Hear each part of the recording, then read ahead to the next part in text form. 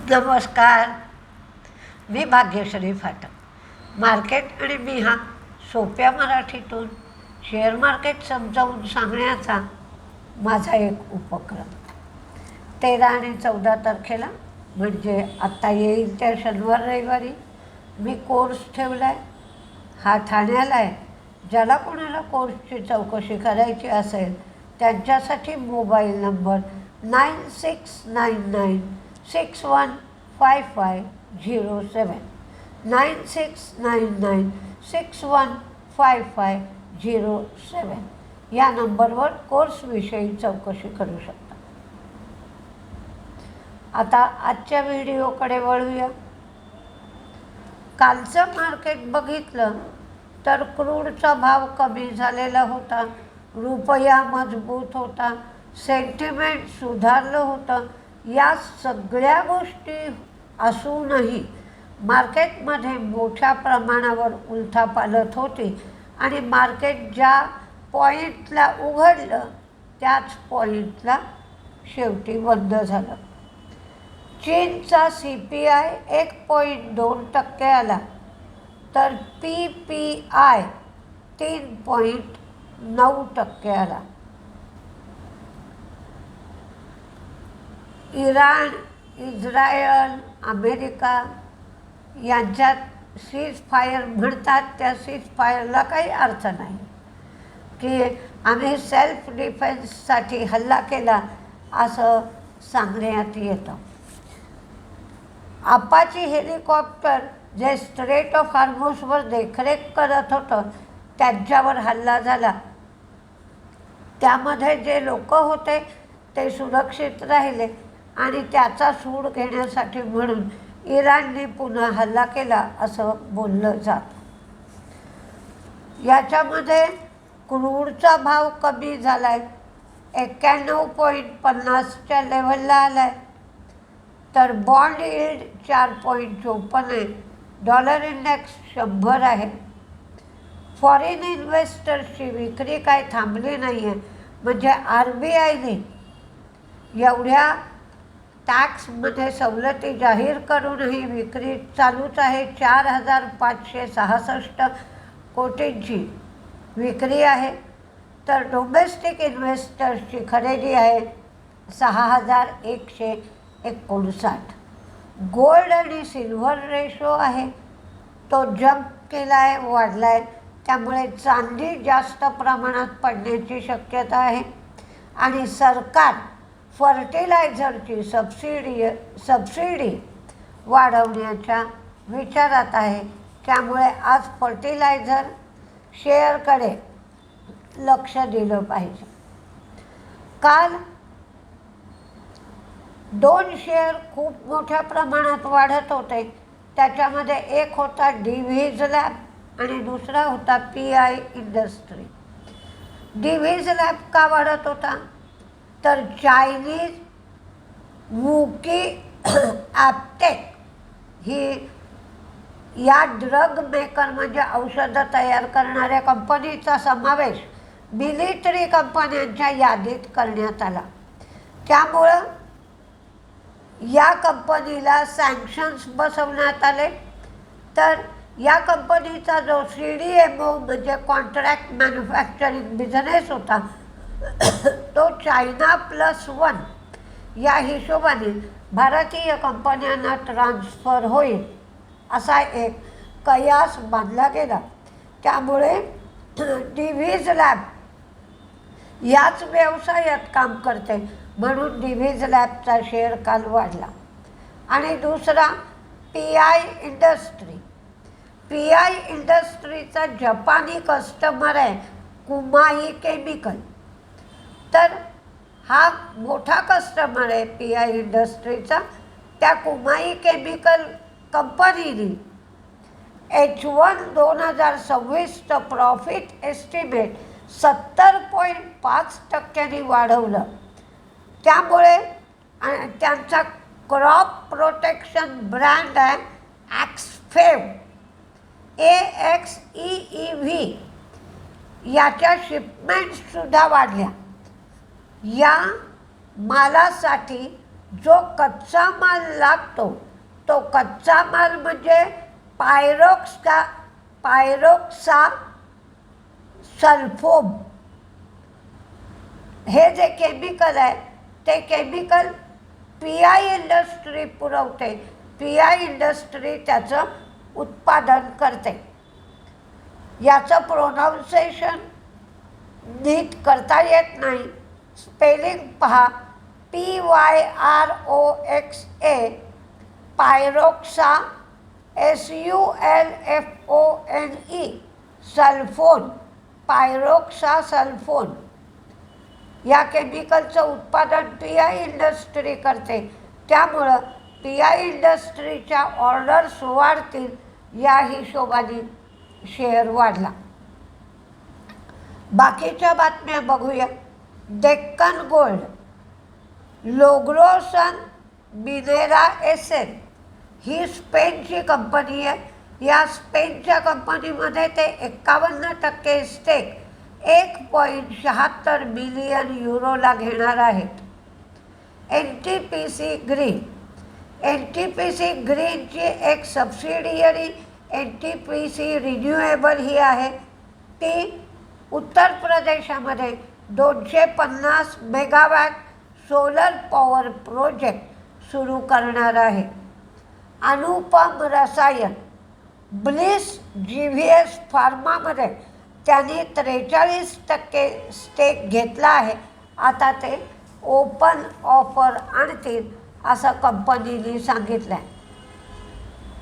भारती एअरटेलला one time spectrum charge म्हणजे OTSC मुळे 10,500 कोटी आर्थिक फायदा होईल. इंडिगो ATFच्या किमती 10% वाढवल्या आहेत. त्या 104.93 रुपयावरनं 115 रुपये केले आहेत. पण आता एक नवीन प्राईस मेकॅनिझम सुरू केलं आहे. हे प्राईस स्टॅबिलायझेशन मेकॅनिझम आहे. या यंत्रणेमुळे काय होईल तर तुम्ही 3 वर्षापर्यंत किंवा 3 वर्षासाठी एखादा ठराव करू शकाल आणि मग 3 वर्ष किमती फिक्स राहतील. त्यामुळं आपल्याला फ्युएल कॉस्ट किती लागणार आहे याचा एक अंदाज येऊ शकेल. अजंता फार्माच्या प्रमोटरनी 2.8% स्टेक म्हणजे 34.5 लाख शेअर्स काल विकले. पण हे शेअर्स कोटक महिंद्रा म्युच्युअल फंडाने 21 लाख शेअर घेतले आणि आदित्य बिर्ला सन लाईफ म्युच्युअल फंडाने 13.50 लाख शेअर खरेदी केले आणि याचा दर होता 2,968 रुपये प्रत्येक शेअरला. या दराने हा व्यवहार झाला. एमक्यूआर फार्मामध्ये सुद्धा 1.9% स्टेक विकला. हा स्टेक कोटक महिंद्राने खरेदी केला आणि 1,700 रुपयांनी हा व्यवहार 1,700 रुपये प्रत्येक शेअरला असा हा एमक्यूआर फार्माचा व्यवहार झाला. NLCचा OFS सरकारने केला आहे. काल पहिला दिवस होता. तो नॉन रिटेलसाठी होता. त्यामध्ये 5 पट बोली मिळाली म्हणून सरकारने 1% ग्रीन शो ऑप्शनसुद्धा सरकार घेत आहे. म्हणजे एकंदरीत 3% स्टेक सरकार विकणार आहे. म्हणजेच 4.16 कोटी शेअर्स सरकार NLCचे विकणार आहे. डिक्सन टेक्नॉलॉजीनी जेमटेक टेक्नॉलॉजी बरोबर ऑप्टिकल ट्रान्सिव्हर्स याच्यासाठी तो करार केला आहे जॅपनीज कंपनी बरोबर आणि ऑप्टिकल सब असेंब्ली प्रॉडक्ट उत्पादन करण्यासाठी त्याने जॉईंट व्हेंचर केला. या जॉईंट व्हेंचरमध्ये डिक्सन टेक्नॉलॉजीचा भाग 60% आहे, तर जेमटेकची हिस्सेदारी 40% आहे. हिंदुजा ग्रुप सोल्युशननी उत्तर प्रदेश राज्य सरकारबरोबर प्रोजेक्ट गंगा लॉन्च केला आहे.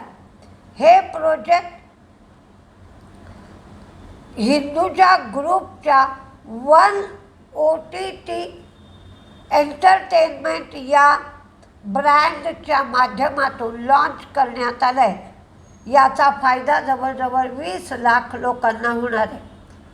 Ola electric, Kotak Mahindra bank Ola electric, Kotak Mahindra bank, Motherson wiring, Sona BLW या शेअरमध्ये काल हाय व्हॉल्यूम होतं आणि लिक्विडिटीसुद्धा जास्त होते.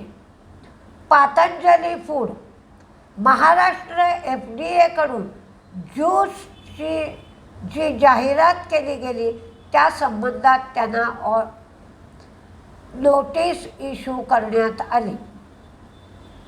भारती एअरटेलला 8,414 कोटीची डिमांड नोटीस पाठवण्यात आली होती. ती हायकोर्टाने काढून टाकली आणि त्याचबरोबर भारती हेक्झावेअरला सुद्धा साधारण 474 कोटीची डिमांड नोटीस आली होती. त्यांचीसुद्धा डिमांड नोटीस रद्दबातल झाली. ॲफकॉन, वाढवण पोर्टसाठी ब्रेक वॉटर प्रोजेक्ट 5,301 कोटीसाठी त्यांना लेटर ऑफ ॲक्सेप्टन्स मिळालं. HCL टेक, ऑन्टॅरिओ येथे नवीन सायबर सेक्युरिटी फ्युजन सेंटर त्यांनी लॉन्च केलं.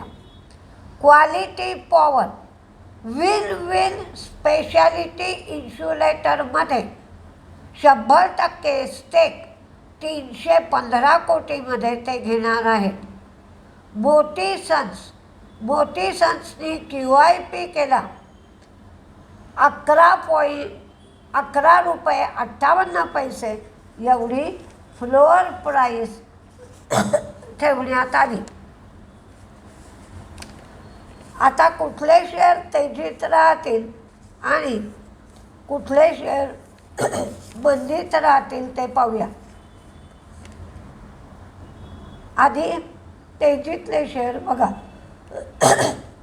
Angel One, KEI, Apollo hospital, Indian bank, Aadhaar housing, Concord bio, PNB, Dixon, NLC, पुन्हा IDBIची डायव्हेस्टमेंट चर्चेत आली आहे म्हणून IDBI, Hindalco, Nalco, Bharti Airtel, Bharti Hexaware, Tata capital, Afcons, oracle.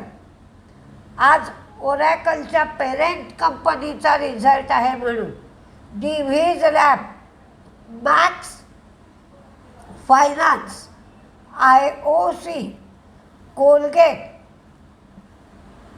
GMDC, बिशो, Glenmark, Deepak fertiliser, Ajanta pharma, MQR pharma, Lal path lab आणि फर्टिलायझर सबसिडी वाढवली जाणार आहे म्हणून FACT, NFL, IIFL, IDFC first, max finance, Concord bio, Manappuram. तर मंदीमध्ये इंडिगो आणि मुथूट फायनान्स हे 2 शेअर दिले कारण सोन्याचा भाव उतरतो आहे म्हणून. मार्केटमध्ये व्होलॅटिलिटी आहेच. थोडा प्रॉफिट घेऊन बाहेर निघालं पाहिजे आणि शेअर ठेवले तर त्याचा भाव नंतर काय होईल हे सांगता येत नाही. जास्त प्रॉफिट घेऊन ट्रेड सध्या तरी करता येणार नाही. त्याचा हिशोब विचारात घेऊनच ट्रेडिंग केलं पाहिजे. बघूया आज काय काय होतं आहे ते. नमस्ते.